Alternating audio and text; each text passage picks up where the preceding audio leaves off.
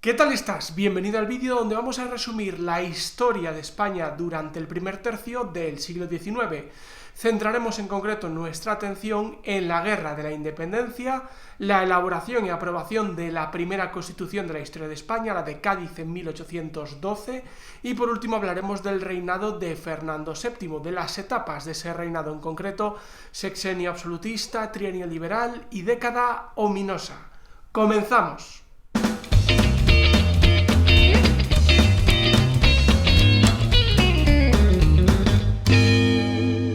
En 1788, solo unos meses antes del estallido de la Revolución Francesa, ascendía al trono Carlos IV de Borbón. Al igual que los restantes monarcas europeos de la época, el español tuvo que hacer frente al desafío revolucionario, si bien en su caso de una forma más grave, al tener a Francia como país vecino.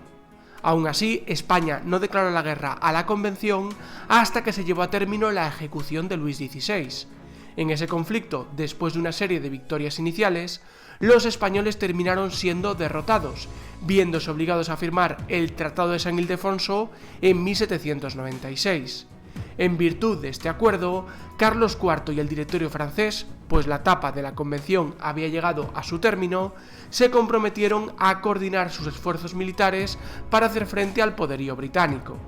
Con el tiempo, ya siendo Napoleón Bonaparte emperador, esto se concretó en la Batalla de Trafalgar, 1805, donde la flota franco-española fue derrotada por el almirante Nelson.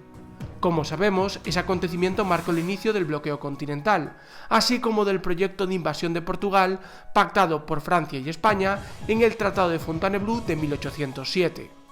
En definitiva, hemos de situar las causas de la Guerra de la Independencia dentro del proceso general de crisis del antiguo régimen y más en concreto en los años finales del gobierno de Carlos IV y de su ministro Manuel Godoy. Precisamente el desprestigio y descontento que generaba este último personaje condujo a que en marzo de 1808 tuviera lugar el motín de Aranjuez, suceso cuya principal consecuencia fue la abdicación del rey en su hijo Fernando, así como la consiguiente destitución de Godoy. A su vez, la crisis dentro de la familia real española aceleró la entrada de las tropas napoleónicas en la península con el objetivo, supuestamente, de cumplir lo acordado en Fontainebleau un año antes. En ese contexto se produjeron las abdicaciones de Bayona, en las que Carlos IV y Fernando VII aceptaban a Napoleón como árbitro de sus disputas, renunciando a sus derechos sobre la corona española con el fin de que éste escogiera a uno de los dos. Sin embargo, Bonaparte retuvo los derechos para sí, nombrando posteriormente rey de España a su hermano José, quien subió al trono como José I. Mientras se desarrollaban estos hechos, el pueblo de Madrid se levantó contra la ocupación francesa el 2 de mayo de 1808, sirviendo como ejemplo para otros sucesos similares en diversos puntos de España.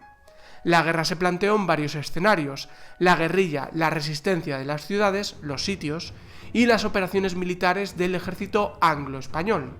De modo genérico se puede decir que entre los españoles hubo dos bandos. Una minoría formaba parte de los llamados afrancesados o colaboracionistas y una mayoría los patriotas, opuestos a los planes de los Bonaparte.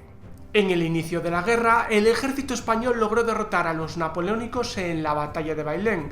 Sin embargo, una contraofensiva dirigida por el propio emperador hizo que los franceses ocuparan prácticamente todo el territorio peninsular, siendo Cádiz la excepción más destacada.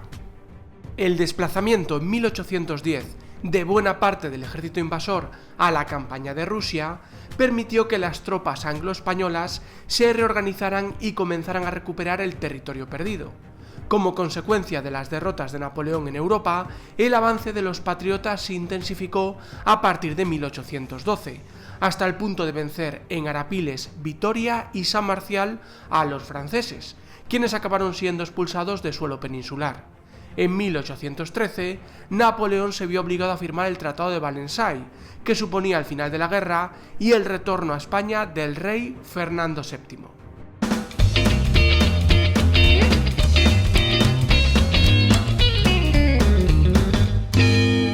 El vacío de poder generado como consecuencia de la ausencia de la familia real llevó a la formación de juntas en distintos territorios del país. Estos entes se constituyeron para organizar la lucha contra el invasor, si bien pronto se puso de manifiesto la necesidad de establecer un poder central que los coordinara. De esta manera, en septiembre de 1808 se formó la Junta Central y Gubernativa, con facultades ejecutivas y legislativas para todo el territorio. Ahora bien, dadas las especiales circunstancias en que estaba sumido el país, el nuevo órgano de gobierno asumió el compromiso de convocar unas Cortes Generales y Extraordinarias.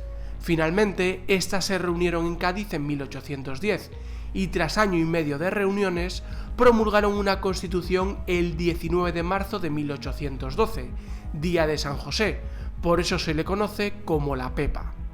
Los diputados quisieron aunar la tradición española con el nuevo espíritu revolucionario liberal. De esta manera, los principios de la Constitución vinieron a ser los siguientes. 1. Afirmación de la soberanía nacional. El poder residía en la nación. 2. División de poderes. El poder legislativo correspondía a las Cortes, de una única cámara. El poder ejecutivo quedaba en manos del rey y del gobierno por él designado, y el poder judicial era independiente. 3. Elección de los representantes en las Cortes por sufragio universal masculino. 4. Reconocimiento de los derechos y libertades individuales, así como la igualdad ante la ley. Lo cierto es que la Constitución apenas pudo aplicarse por el contexto general de guerra y además en 1814, con el retorno de Fernando VII, se produjo la vuelta del absolutismo y por tanto el texto quedó abolido. Ahora bien, el programa ideario de la Constitución de Cádiz siempre fue una referencia para los liberales españoles y no solo para ellos, sino un modelo a seguir por las revoluciones burguesas de toda Europa.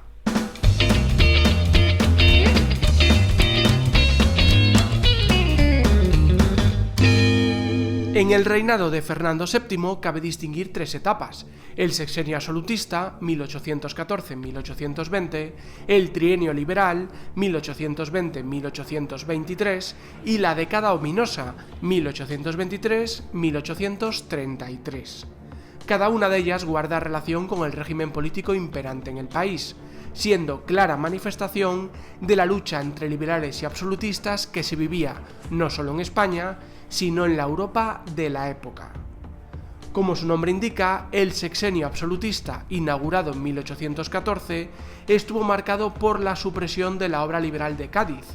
Este proceso ha de relacionarse con el régimen de la Restauración, impuesto por las potencias europeas en el Congreso de Viena, 1815, tras la derrota de Napoleón Bonaparte y la Francia revolucionaria.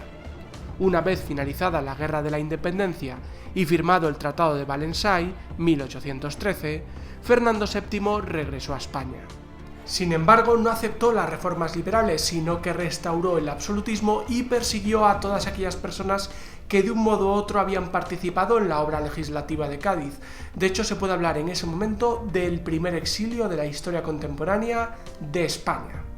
Ahora bien, entre 1814 y 1820 hubo hasta 8 pronunciamientos militares de corte liberal, de entre los cuales terminó por alcanzar su objetivo el protagonizado por Rafael del Riego.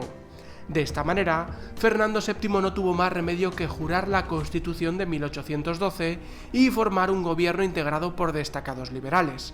Además del texto constitucional, en esta etapa se recuperó también parte de la obra legislativa de Cádiz. Esta breve experiencia liberal en España tocó a su fin en 1823 con la intervención de la Santa Alianza a través del ejército francés, los llamados 100.000 hijos de San Luis. Estos invadieron el país y mediante la restauración de Fernando VII en su trono absoluto, pusieron fin al régimen surgido en 1820. Los primeros años tras la vuelta al absolutismo fueron de una acentuada represión política. Se exiliaron en torno a 20.000 liberales, entre los que se encontraba lo más selecto de las clases medias ilustradas y liberales. Ahora bien, al final del reinado de Fernando VII, los más absolutistas se organizaron en torno al hermano del rey, Carlos María Isidro, mientras que los liberales apoyaron a la regente María Cristina, esperando así la posibilidad de implantar el liberalismo en España. Dejamos por el momento la historia de España, si bien se han adelantado algunos de los contenidos del próximo vídeo al relatar el conflicto entre dos facciones al final del reinado de Fernando VII. El siguiente capítulo estará dedicado a Isabel II, hija de este monarca. Un saludo a todos.